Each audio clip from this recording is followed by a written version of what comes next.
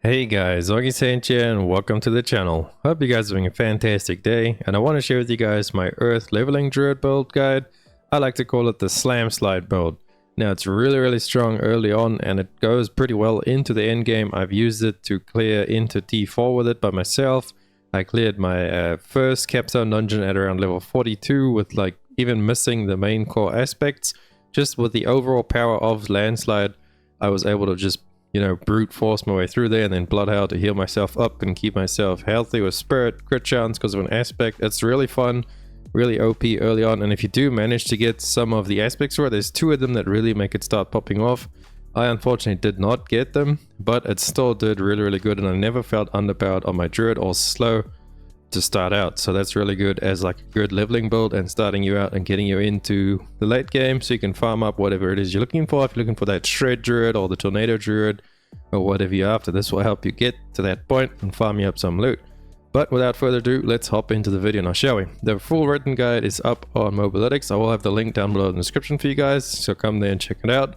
And I'll just be following it straight off here because I did recently change over to the pulverized druid on mine because I managed to farm up some other loot using my leveling build. So that's what it's there for. Let's get into it. So we're going to start out with Storm Strike, and we're going to pick up Fierce Storm Strike just for that vulnerable over there. And you do want to auto attack quite a bit, or you will be auto attacking early on because you don't have like aspects and things to get your resource up straight away, like the umbral aspect from the ring. You get that and you get like pretty much resource all the time. So that's what we'll be taking as a generator. Also I have it over on the leveling side as well, so you guys can go ahead and level up like as you're leveling up in your levels. Those are the skills that you want to take in that order, but we're just going to show you guys over there. So core, you pick up Landslide 5 out of 5 with Primal Landslide. When you mobilize or stun an enemy, you gain a terror mode. Each enemy hit by Landslide consumes a terror mode, causing a guaranteed crit strike with 40% crit strike damage multiplier. Bosses always have up to a 10% chance to grant a terror mode. So that's why this does so much damage early on. It hits really hard when it does that crit. And in the terror modes pretty much guarantee you a crit. So really strong overall. Then we pick up some passives, Heart of the Wild. When you really pick that one up to progress further down to Wild Impulses, your core skills cost 9% more spirit, but deal 15% increased damage, really nice. Abundance is basic skills generate more spirit, which we'll be spamming our basic skills to generate spirit. And then Predator Instincts, crit strikes against close enemies is increased by 6%. This one I really couldn't find what to do with those 3 points. You could really put them wherever you want. There's another one that increases your damage against ranged targets. That's like a little range and you have to stand away before you landslide. That could theoretically be more damage, or you could pick up some other defense for anything, but I could really not find anywhere else to put those. So I put them in Predator Instincts. You could put those 3 points wherever you like. And then moving on, we go with Earthen Bulwark into Preserving Earthen Bulwark. This gives you base life as Fortify, and then Blood Howl with Innate Blood Howl. The reason I don't say the first one is because you have to pick up the first one to get to the second one, just if you guys were wondering. This will give you a nice little heal spirit. It's a heal, and then the cooldown is also refreshed. Kills reduce the cooldown by Blood Howl by 1 second. So every time you kill something, Blood Howl's going to cool down faster. And then I believe on the ring, yeah, that's where we have it. Blood Howl increases critical strike chance from 5 to 10%. In addition, Blood Howl also affects nearby companions and players for 3 seconds. So a nice little buff there for you, as well as giving you crit strike chance, which is pretty good for the build. And then moving on, we go with Poison Creeper, and we pick up Brutal Poison Creeper, just a way of applying poison. Crit strike is increased again, and it's just like an immobilize effect. And then we have Trample over there, really important one, Savage Trample. Once you get the aspect of, where is it over there? I think it's this one, aspect of Trampled Landslides. So Trample it now summons 6 landslides, pillars of earth during its duration that deals 70 to 80% normal damage. And Trample is now also a nature magic and earth skill. So Trample becomes a nature magic and earth skill. And when you trample across, you charge with your little bear, you like massive landslides come out of you and just crazy amounts of damage. And then we pick up all these passives, Crushing Earth, Stone Guard, and Safeguard. And we pick up Neurotoxin, just 1 point, to then get 3 out of 3 in Venom for more damage. Crit strike against poison enemies, which will be poisoned by your creeper passively and once you hit it. And then if we go down, in the ultimate tree, we pick up Defiance, we get Circle of Life, Resonance, and Natural Disaster, and for our key passive, we are taking Earthen Might. Lucky hit damage aim with Earth skill has up to 5% chance to restore all your spirit or guarantee your attacks will be critical for the next 5 seconds. Really, really good when you get that proc. Just stand there and spam your landslides and murder everything.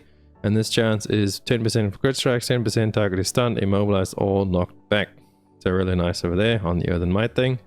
And then the spirit animals, I wrote a little thing there, guys, to make sure to pick up all your spirit boons. Once you are level 15, they'll start dropping for you. And then you go over to Tur, Tulra, Stronghold in Scosglen. I can show you guys on the map real quick where it is. Let's bring it up in Scosglen.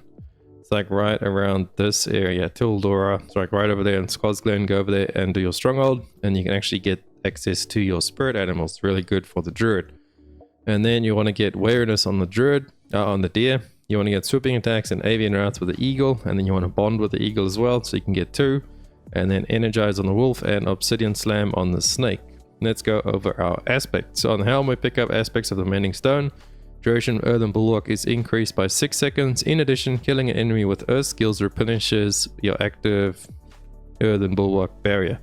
Replenishes like a different amount. I believe that can change with the power of the aspect. And on the gloves, we run aspect of aftershock. Landslides, earth pillars, each strike a second time and deal an additional 6 to 12% bonus damage per hit. So really nice over there. I never managed to get that one yet.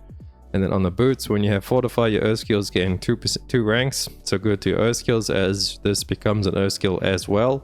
So your trample and your landslide will gain ranks on them. When you have fortify, which is quite a lot. Aspect trample earth, we already spoke about that one with the landslides going out from your trample. On the second ring, this one you could really put whatever you want. But I like to take the rapid aspect because basic skills gain 15 to 30% attack speed, and your basic skill is going to be generating you your resource as well as making enemies vulnerable until you can get stuff later on in the Paragon board. So it's really nice, but you can put whatever you want there. That's just what I did there, as that's what I think is pretty good.